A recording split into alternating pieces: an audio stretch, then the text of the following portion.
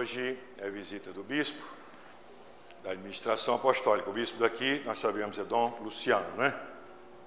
E eu estou aqui com autorização dele, porque ele é o bispo da região diocesana.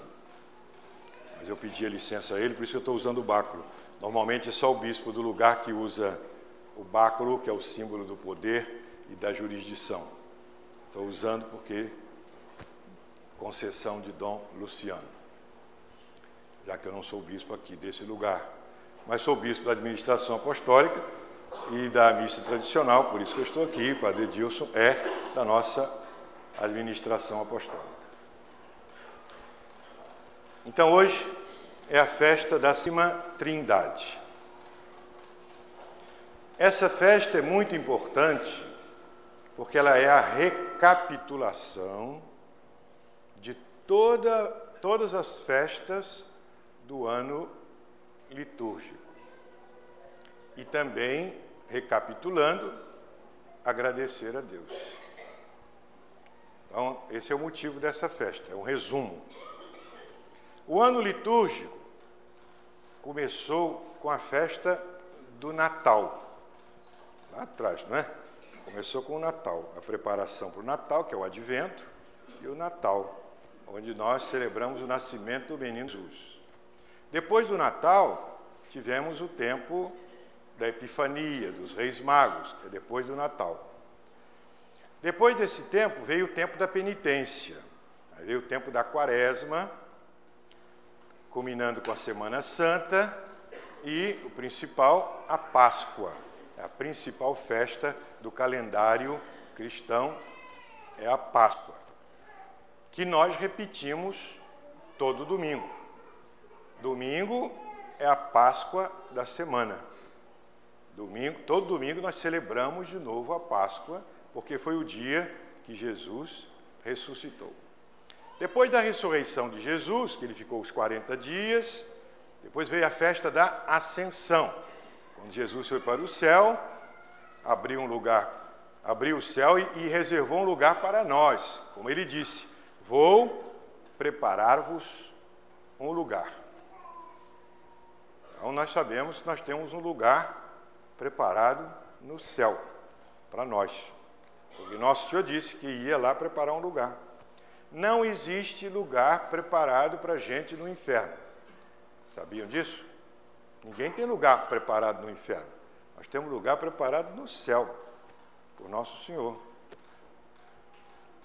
Significa que se nós não formos para o céu, infelizmente, será uma grande desgraça, o nosso lugar vai ficar vazio, porque está preparado lá.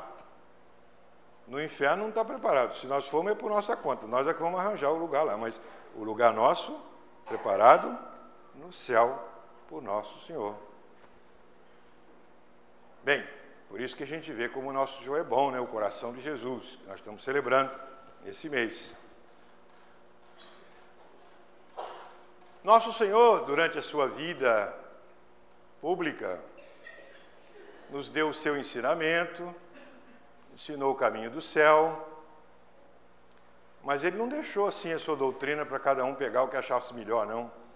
Porque se fizesse isso, ia ser uma confusão, não é? Ó, eu ensinei o caminho do céu, agora vocês façam como acharem, cada um achar melhor.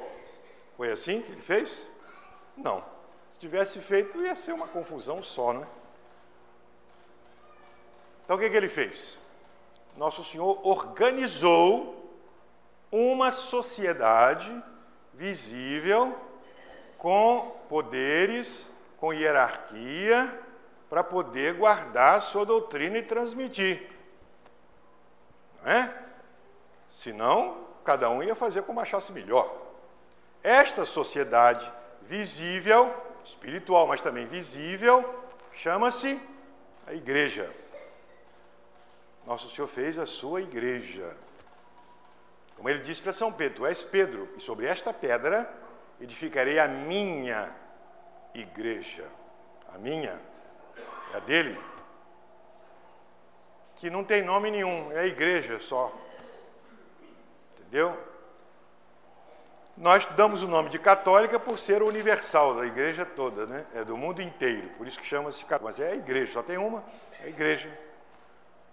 Nosso Senhor falou, sobre esta pedra vou edificar a minha igreja. Então, esta sociedade composta de quem ensina e quem recebe o ensinamento, como uma escola, né? Se alguém quer fundar uma escola, faz o quê? Pega um monte de livro, joga assim em cima da mesa, olha, está aqui que vocês têm que aprender, cada um faz como quiser. É assim?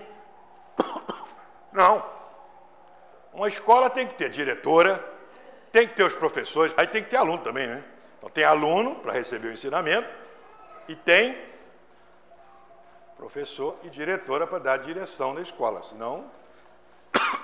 Então, lugar é o secundário, pode ensinar até debaixo da árvore, mas tem que ter isso, quem ensina e quem recebe o ensinamento, quem manda e quem obedece, não é?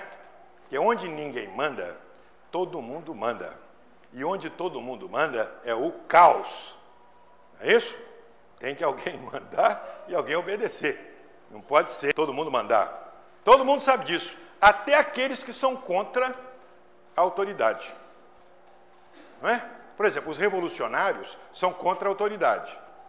A primeira coisa que eles fazem quando derrubam a autoridade é pôr a deles no lugar. Porque senão não funciona. Não é isso? Eles derrubam, mas põem a deles. Porque senão, sem autoridade, não funciona. Bem, então Nosso Senhor também... Porque o poder vem de Deus. A organização social é da natureza humana criada por Deus.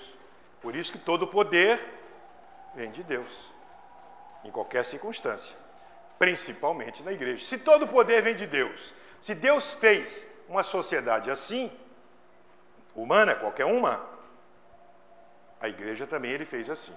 Então ele deu a sua autoridade. Então, nós temos na igreja os que ensinam, que são os apóstolos. E Nosso Senhor disse, ide e ensinai, então no Evangelho de hoje, a todos os povos, tudo o que eu vos ensinei. Essa é a tradução mais comum, mas a tradução do original grego, que é o que o Evangelho está escrito em grego, é assim, ide, fazei discípulos meus todos os povos. Essa é a tradução melhor. Ide, fazei meus discípulos entre todas as nações. É isso? Ser discípulo dele, que ele ensinou o caminho do céu e é o único. Nosso Senhor não é um caminho, ele é o caminho, a verdade, a vida. Bem, Nosso Senhor deixou o poder com os apóstolos. Entre os apóstolos, escolheu um para ser o chefe, São Pedro. E disse, eu estou, olha a palavra está no presente, estou convosco todos os dias até a consumação dos séculos. Portanto, o poder que ele deixou na igreja é para durar até o fim do mundo. Mas como se os apóstolos iam morrer? Por isso mesmo que Nosso Senhor mandou que eles fizessem seus sucessores. Por isso que os sucessores dos apóstolos são os bispos. O sucessor de São Pedro é o Papa. O Papa Bento XVI é sucessor de São Pedro. Os bispos, que governam a igreja junto com o Papa, e sob o Papa, são os sucessores dos apóstolos. Então aqui hoje está um sucessor dos apóstolos para ensinar e para santificar, porque vai administrar o sacramento da confirmação. Essa é a igreja que Nosso Senhor fez. Bem, mas Nosso Senhor, durante a sua vida pública, ele fez a organização da igreja com os poderes, o mesmo poder que ele tinha. Nosso Senhor diz, todo poder me foi dado pelo Pai. Esse poder eu dou a vós. Ide e ensinai. Conhece? Assim como o Pai me enviou, eu também vos envio. É o mesmo poder. Bem, mas isso tudo é organização externa. Faltava algo que consolidasse, que desse a força à igreja, que reunisse uma porção de coisas diferentes num só. O nosso corpo, vocês sabiam que o nosso corpo é feito de uma porção de materiais, de materiais, os mais diversos possíveis, nosso corpo é feito de muita coisa. Não é? Se colocar num laboratório que é composto do nosso corpo, vai encontrar tudo quanto é coisa. Tem cálcio, os ossos, né? Tem cálcio, tem ferro, tem magnésio, tem oxigênio, uma porção de coisa. Não é? E esses materiais do nosso corpo, se colocar um do lado do outro, é igual uma reação química, né? Vocês aprendem isso no laboratório, se encostar um no outro, não pega fogo às vezes, fere. Esses materiais que estão aqui, eles são altamente reagentes. Se puser um perto do outro, pega fogo. Por isso que no cemitério, de vez em quando, sai um fogo, sabia? Em cima da sepultura, que os materiais orgânicos começam a entrar em decomposição e em cima do cova rasa, por exemplo, sai fogo, chama-se fogo fátuo. Pega fogo, porque os materiais que nós temos nossos são contraditórios. E por que agora não pega fogo? Nós estamos aqui falando e não está pegando fogo em nada. Porque tem algo dentro de nós que dá unidade. É o que é? É a nossa alma. Nós temos uma alma imortal, racional. Por isso nós somos parecidos com Deus, que é um espírito. Nós temos espírito. Animal não tem espírito. Não é? Não tem. Nós temos o espírito e a alma. Por isso que Deus, quando foi criar o homem, diferente dos animais, disse, façamos o homem a nossa imagem e semelhança. Por isso, nós temos um espírito. Não pelo corpo. Pelo corpo nós somos iguais aos animais. Pela alma, sim. Nós somos muito superiores aos animais. Aliás, nós somos os únicos que podemos dar glória a Deus. Animal não dá glória a Deus. As pedras, os astros, nada disso dá glória a Deus, porque nem pensam. As plantas, muito menos. Animal nem sabe que ele existe.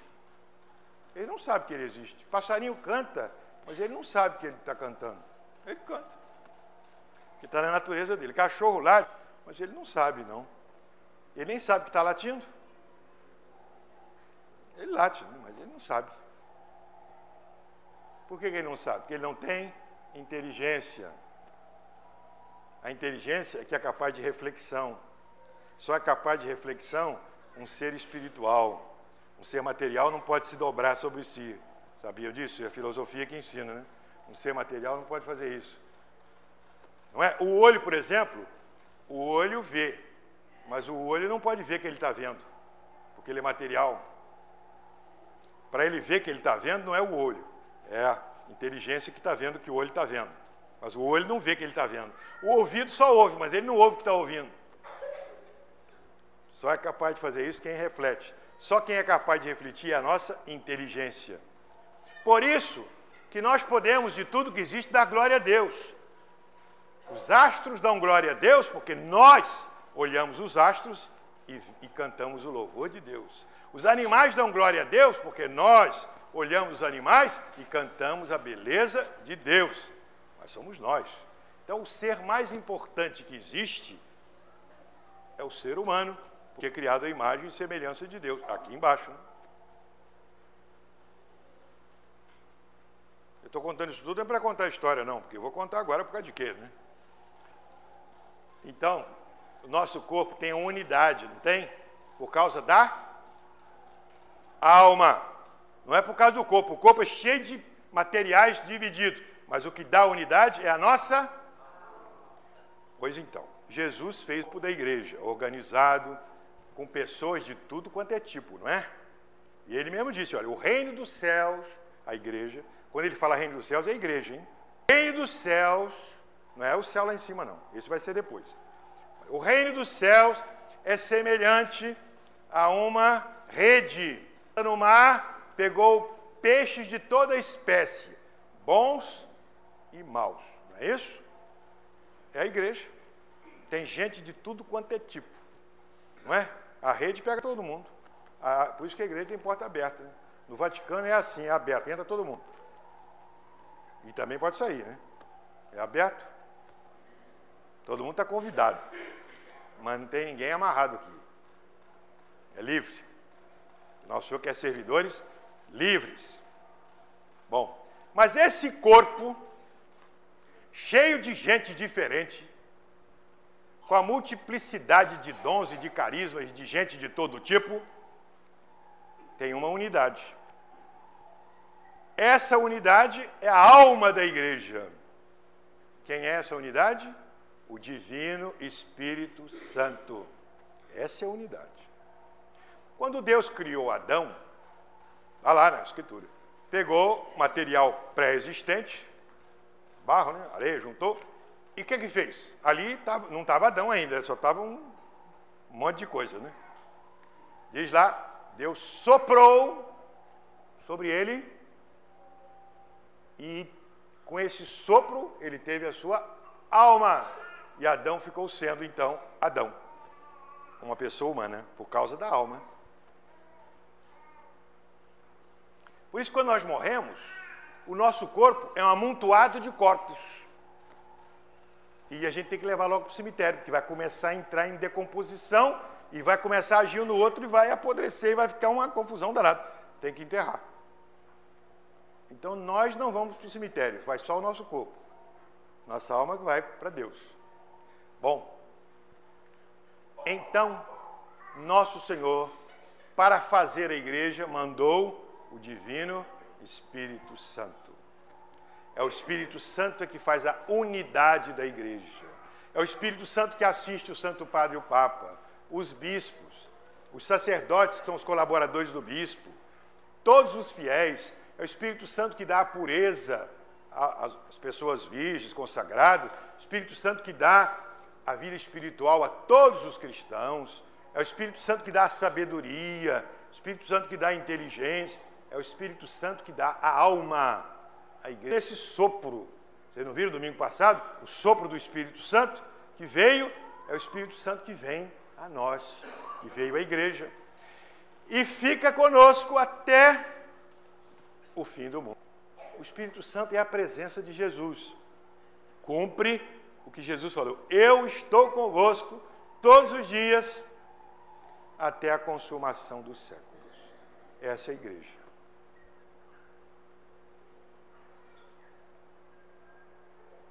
Então, hoje, a festa da Santíssima Trindade, nós estamos recordando e agradecendo a Deus todas essas festas, desde o Natal até Pentecostes e hoje, porque agora começa o tempo durante o ano, vai até a gente começar o Natal de novo.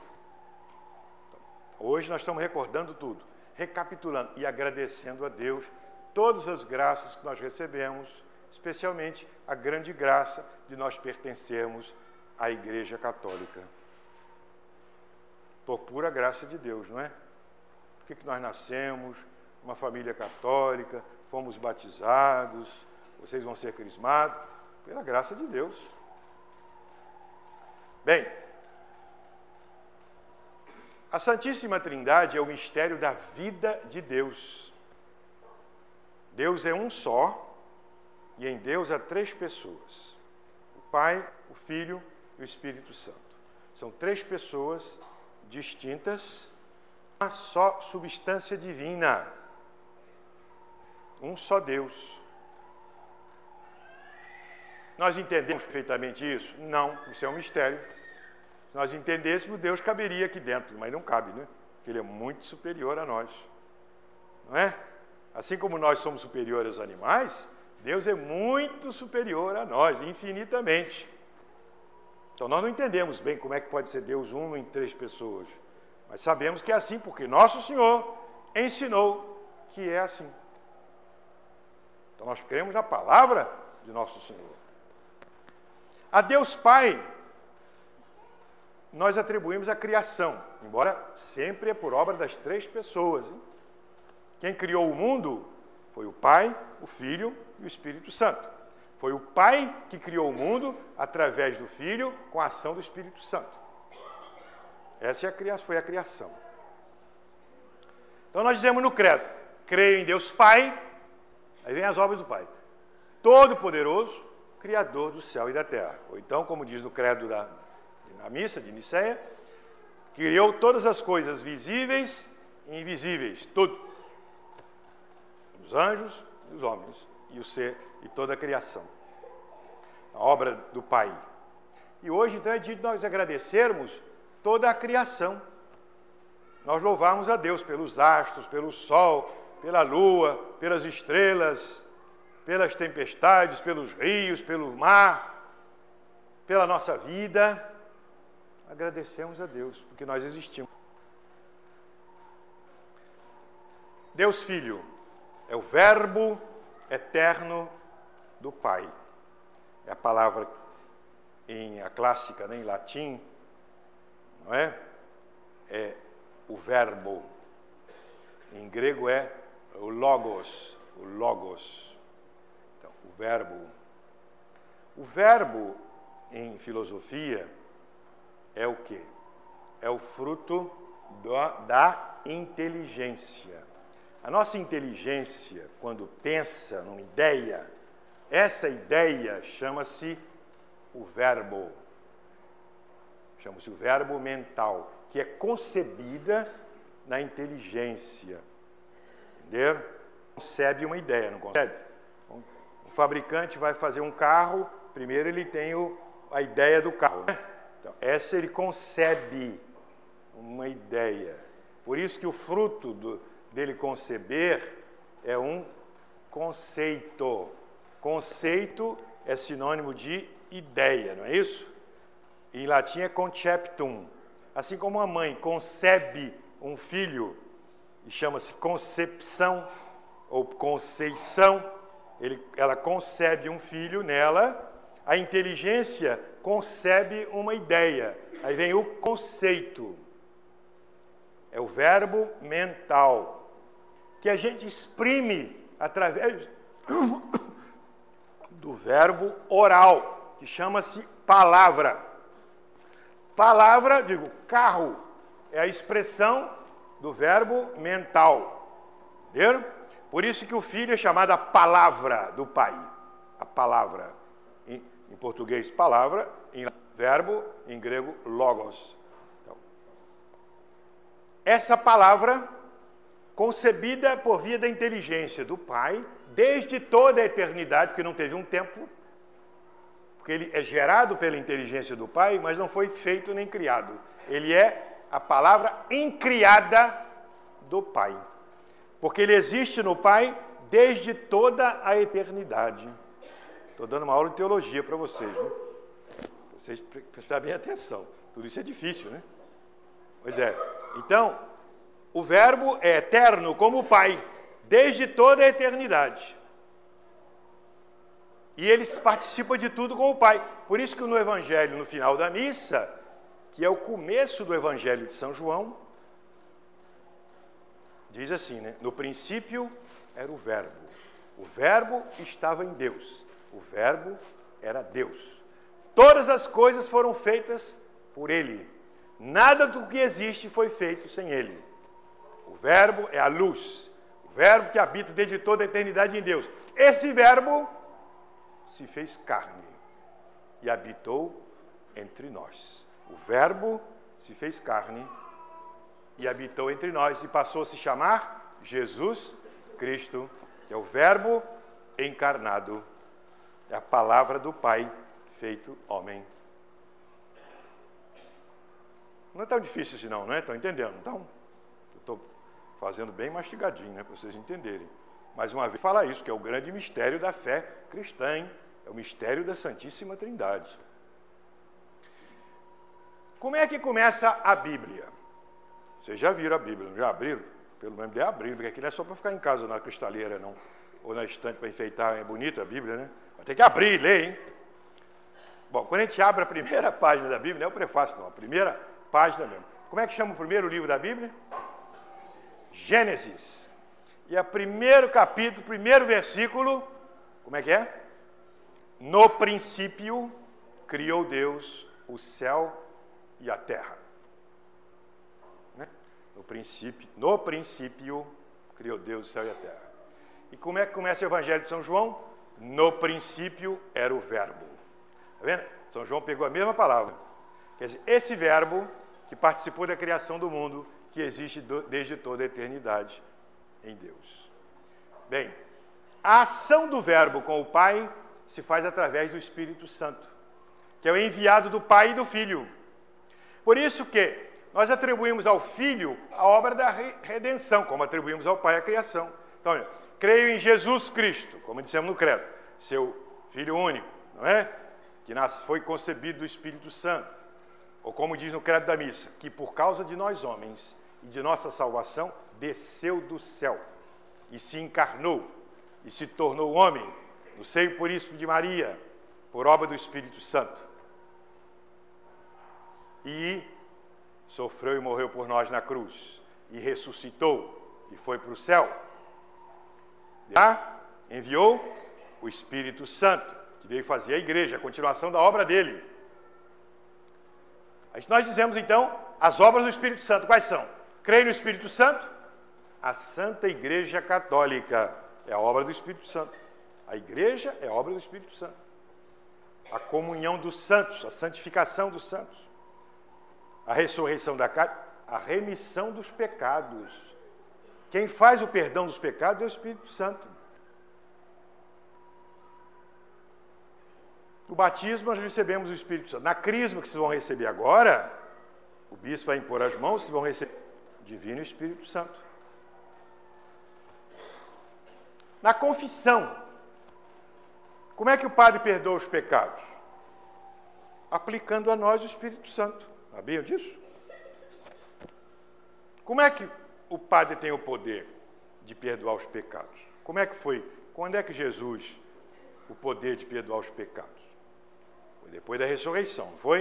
Ele apareceu para os apóstolos. O que ele fez? Soprou sobre eles. Sopro é o quê? Espírito Santo. Soprou sobre eles e disse: recebei o Espírito Santo. Os pecados a quem perdoardes serão perdoados. Então é pela ação do Espírito Santo que o padre perdoa nossos pecados na confissão. Na missa, o catecismo da Igreja Católica diz: quem é que realiza a transubstanciação? Diz lá, a transubstanciação, que é a mudança do pão e do vinho no corpo e no sangue de Jesus, é feita pelas palavras do sacerdote, que repete as palavras de Jesus, pela ação do Divino Espírito Santo, naquela hora. Porque assim como foi o Espírito Santo que formou o corpo de Jesus no puríssimo seio de Nossa Senhora, por isso nós dizemos, ela concebeu do Espírito Santo. Não é? Assim também é o Espírito Santo que forma o corpo e sangue de Jesus na Santa Missa. É ele que faz. Por isso que antes da consagração, quando o padre faz assim, vocês já viram, né? Antes da consagração, faz assim, depois assim. Essa é a invocação do Espírito Santo para que ele realize a transubstanciação. Isso chama-se a epiclese. Epiclese é a invocação do Espírito Santo para que ele realize a transubstanciação. Interessante que nos ritos orientais, tem muitos ritos na igreja, eles fazem assim, depois fazem assim. Assim é o quê? Espírito Santo, não é? A pomba. Então, ele faz assim, depois assim. É o Espírito Santo. Tem alguns ritos que fazem até assim, ó. É exatamente que é o Espírito Santo que vai realizar a transubstanciação. Portanto, nós vivemos na igreja sob a ação do Divino Espírito Santo, que é enviado por Jesus e pelo Pai. Estão vendo como a igreja vive do mistério da Santíssima Trindade? Nós vivemos desse mistério, nesse mistério. Por isso que na igreja, por exemplo, quando reza-se o ofício divino, o padre reza, os religiosos também, todo dia, vocês também. Todo salmo termina com glória ao Pai, ao Filho e ao Espírito Santo, como era no princípio, desde toda a eternidade, agora sempre, por todos os séculos dos séculos. Amém. Não acaba nunca. Na missa, o Jesus que nós celebramos na missa é o Jesus, Filho do Pai. Então, todas as orações são feitas por Jesus Cristo, que nos leva ao Pai, através do Espírito Santo. São Paulo, quando escreve para os Coríntios, diz o quê? Que a graça do Pai, a bênção do Filho e o amor do Espírito Santo estejam com todos. É a Santíssima Trindade. As bênçãos na igreja são dadas em nome de quem? Do Pai, do Filho e do Espírito Santo. O batismo é feito em nome de quem? Eu te batizo em nome do Pai, do Filho e do Espírito Santo. A crisma, a mesma coisa. A absolvição sacramental é em nome do Pai, e do Filho e do Espírito Santo. Todas as bênçãos. Nós nascemos sob o sinal da Santíssima Trindade. E a última coisa que vai acontecer na nossa vida, já na sepultura, é o padre que vai dar uma bênção em cima de nós, em nome da Santíssima Trindade. Está vendo?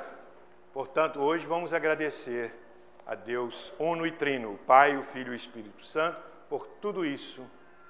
E vamos assistir agora, o bispo vai conferir o sacramento da confirmação, o crisma, que vai dar o Divino Espírito Santo para a santificação de cada um de vocês, para ter o Espírito Santo, serem católicos, perfeitos cristãos, e vão dar o testemunho, como nosso Senhor disse para os apóstolos: recebereis o Espírito Santo e sereis minhas testemunhas. Vocês vão ter que dar o testemunho diante do mundo, em casa, na rua, no escritório, na escola. Testemunho de quê? Eu pertenço a Jesus Cristo. Não preciso ficar falando na rua, não. Mas pelo modo de proceder, todo mundo vai perceber. Olha, aquela moça honesta, pura, correta, ela é católica. Está vendo? Pelo próprio modo dela, você vê que é católica. Aquele rapaz correto, honesto, faz as coisas direito, ele é católico. Está se vendo, né, que ele é católico. Todo mundo que olhar para a gente tem que fazer, está se vendo que ele é católico. Agora, cuidado para não dar um contra-testemunho. Todo mundo vai dizer assim: mas aquele não é católico? Como é que ele faz uma coisa dessa? Aquele fulano ladrão, sem vergonha, ele diz que é católico. Aquela moça impura, indecente, diz que é católica. Aquele rapaz desonesto, dá trambique nos outros, que é católico. Que católico? Como disse alguém, ficar dentro de uma garagem muito tempo não faz você virar um carro, faz. Como também você ficar dentro da igreja muito tempo não faz você virar católico, não. Para você virar católico, não basta você vir à igreja, não. Você tem que praticar aqui e fora, para você se identificar com o nosso Senhor. Que tem muita gente que fica na igreja, mas que não absorve tudo aquilo, não é? Nós, né, às vezes não fazemos isso. Nós damos, às vezes, um contra-testemunho. Então, nosso Senhor disse: recebereis o Espírito Santo e sereis minhas testemunhas em todo lugar. Então, nós vamos pedir essa graça. Por isso que diz que a crisma nos faz perfeitos cristãos. Vão receber os 7 dons do Espírito Santo. Não é? Como vocês aprenderam bem, rezaram aqui hoje. Então, vamos continuar a Santa Missa. Agradecer a Deus porque pertencemos à igreja que nos governa através do Santo, que nos conduz para o céu. Vamos pedir a graça de sermos fiéis a tudo isso, a Santa Missa que nós temos, unidos à igreja. Graças a Deus, somos a administração apostólica, que esse ano está fazendo 10 anos, não é? 10 anos da administração apostólica. Eu estou fazendo 10 anos de bispo, não foi outro dia, né? Mas já tem 10 anos. 10 anos de graças que nós recebemos, a Santa Missa tradicional, os sacramentos todos, o ensinamento, e tudo isso em perfeita comunhão com a igreja, abençoados pelo Santo Padre e o Papa, e reconhecidos, né, pela igreja toda. Então vamos agradecer a Deus e pedir essa graça a Nossa Senhora, nossa Mãe, que nos abençoe, nos guarde e nos faça perfeitos cristãos no seguimento de nosso Senhor Jesus Cristo. Amém.